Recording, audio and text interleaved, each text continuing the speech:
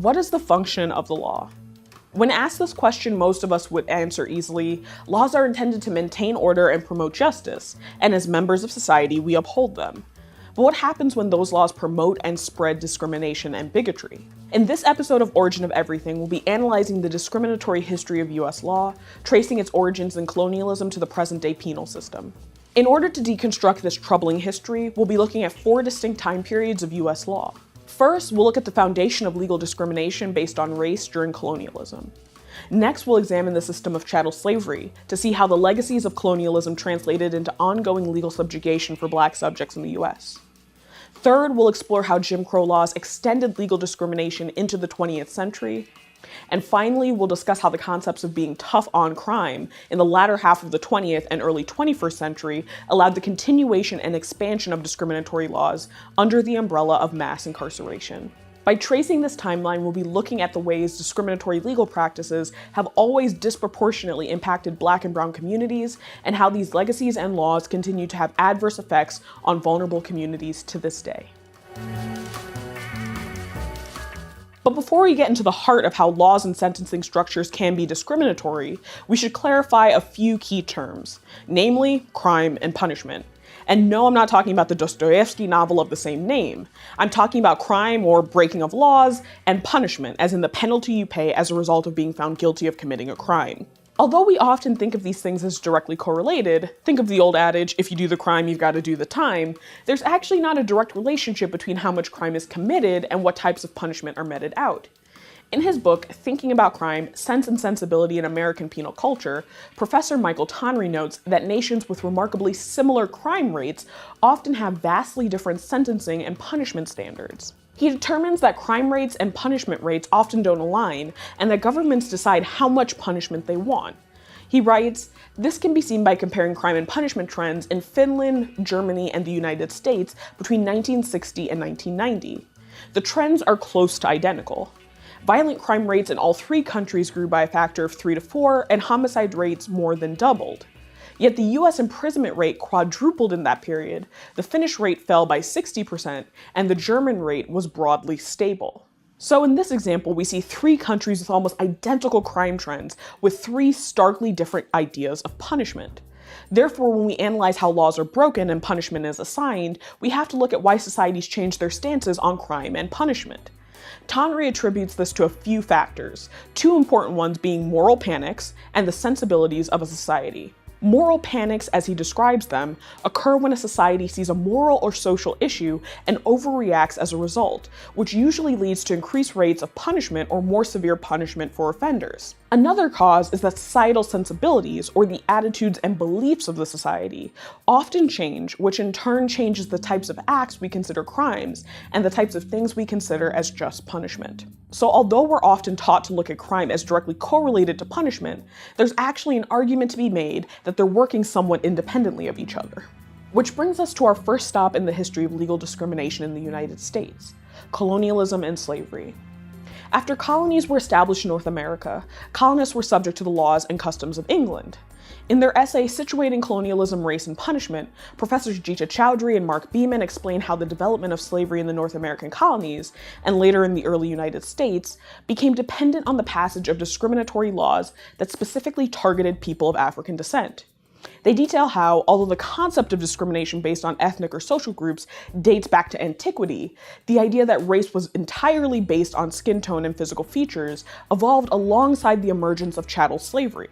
Then the ideal was solidified with the emergence of scientific racism in the 18th and 19th centuries. Chowdhury and Beeman go on to note that although some of the original people of African descent who entered the English colonies came as indentured servants and were eventually set free, similar to English indentured servants, this quickly changed when colonists turned to chattel slavery as a source of consistent, exploited, and unpaid labor.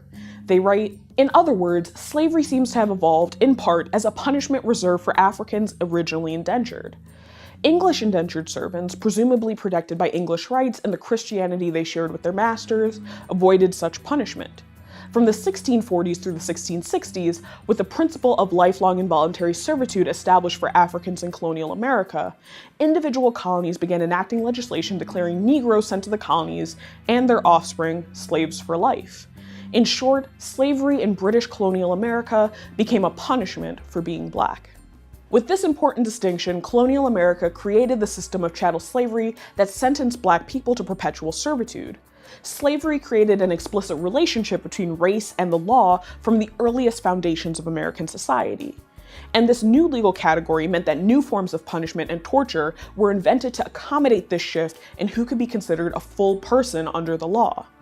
Soon, laws and colonial codes were written to regulate the control and punishment of the enslaved. Although slavery was not the first instance of race being tied to laws in the new colonies. The colonization of land in North America was based on the assumption that Native Americans did not have rights to the land they had inhabited long before settler colonialism declared North America as uninhabited. Therefore, laws that allowed white settlers to displace and physically harm Native Americans also established an early relationship between race and the law in colonial America. While most punishment was left up to slave owners and could include torture, brutal beatings, rape, and other inhumane cruelties, more serious punishment, such as execution, was sometimes left up to the discretion of judges for supposed offenses that occurred away from the plantation. But whether it was being dealt by overseers and owners or by the state, the result was a system of exploitation and legally supported subjugation that left Black subjects almost entirely outside of the protections of the law. This system remained firmly in place in parts of the United States until 1865, with the ratification of the 13th, 14th, and 15th Amendments. But even these newly won freedoms could not guarantee the continuation of legal and extra-legal methods of racial and social control. Following the close of the Civil War in 1865, the US entered into a period known as Reconstruction, which lasted until the 1870s. Although there were some legal and societal victories for Black subjects during this time, they were swiftly overturned and replaced by Jim Crow laws. Jim Crow introduced a set of laws that systematically stripped Black citizens of their rights while also relegating them to inferior, separate but equal public facilities like schools, washrooms, and sections of the bus, among other indignities. Black citizens were denied access to basic rights like voting, while also suffering under the weight of racial terror imposed by groups like the KKK and other white supremacists who organized lynchings and other forms of racialized violence. Jim Crow laws effectively relegated Black subjects to second-class citizenship based on a racialized caste system where white citizens were privileged above all others. This system of disenfranchisement was also supported by methods of financial control like sharecropping, which effectively reinstated the financial inequity of slavery through unfair practices. And systems like convict leasing guaranteed that Black people would be returned to a system almost identical to slavery in everything but name. With convict leasing, private businesses could rent the labor of prisoners to complete tasks. The businesses would pay the state, and the prisoners would be forced to perform labor for free. As a result, Southern states started incarcerating newly emancipated Black citizens at a higher rate, for anything from petty theft to vagrancy to other vaguely defined laws. This practice lasted from the late 19th century into the early 20th century. For more on the convict leasing system, check out our episode, Why Do We Have Private Prisons?, right here on our channel.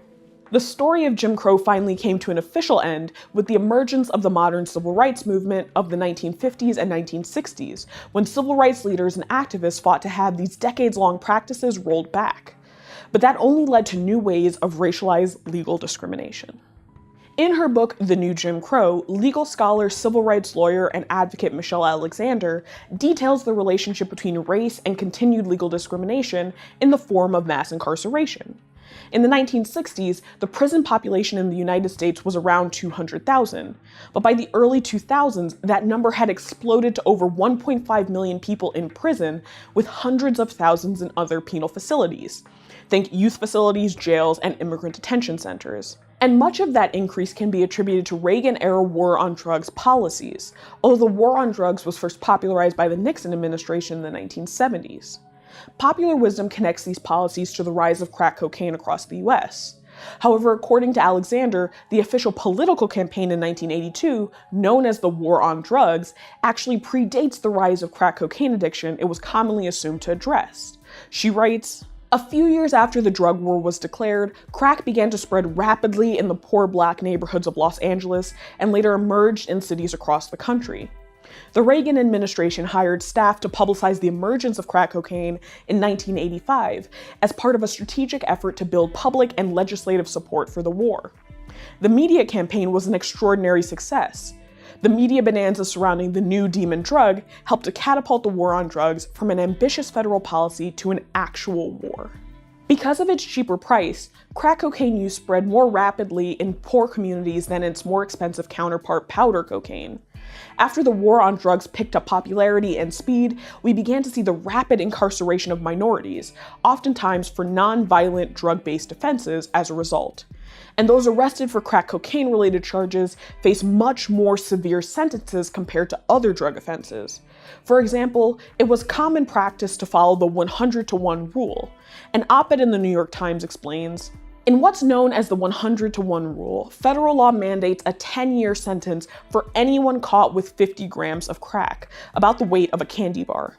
To get a comparable sentence, a dealer selling powdered cocaine would have to be caught with 5,000 grams, enough to fill a briefcase." This wasn't rolled back until 2010 when Congress passed the Fair Sentencing Act. The act reduced the disparities between sentencing for crack and powder cocaine from 100-to-1 to 18-to-1. But despite the partial reversal of war on drugs policies, the US still imprisons more people per capita and overall than any other country in the world. And although African Americans made up only roughly 13% of the US population in the 2010 census, in many areas they are the majority of the prison population, even though they are not necessarily committing crime at a higher rate than white populations. As a result, Alexander writes, "Although this new system of racialized social control purports to be colorblind, it creates and maintains racial hierarchy much as earlier systems of control did." Like Jim Crow and slavery, mass incarceration operates as a tightly networked system of laws, policies, customs, and institutions that operate collectively to ensure the subordinate status of a group defined largely by race. In her book, she details the ways that those who are convicted of crimes are permanently labeled as felons and thus systematically barred from access to the full rights of citizenship through processes like employment discrimination, being denied the right to vote, and being excluded from jury duty, although some activist groups are fighting to reverse or lessen these discriminations. So this episode just scratches the surface of the ways that laws can be established to promote unequal life outcomes for different citizens based on race. We haven't even begun to cover other forms of legal and extra-legal discrimination that occur on the basis of gender, immigration status, sexuality, and class, not to mention other minority groups that have been exposed to increased policing, surveillance, and punishment as a result of legal discrimination. It also raises fundamental questions about the law, namely who is it meant to protect and at whose expense are some of these policies enacted. My hope is that this serves as a productive primer to the ways that law can be manipulated to serve certain groups over others, and will inspire us all to remain dedicated to recognizing and standing against injustice wherever it arises. This is just our first episode on this topic, so be sure to check out the second part right here on our channel. Hey Originauts, this is just a reminder that you can become a member of our Patreon page. Starting at $3 a month, you can gain access to a patrons-only feed with all types of cool behind-the-scenes footage, as well as 24-hour early access to every new video. And at some of our higher tiers, you can also get other great benefits. So check out the link down in the description, and I'll see you soon.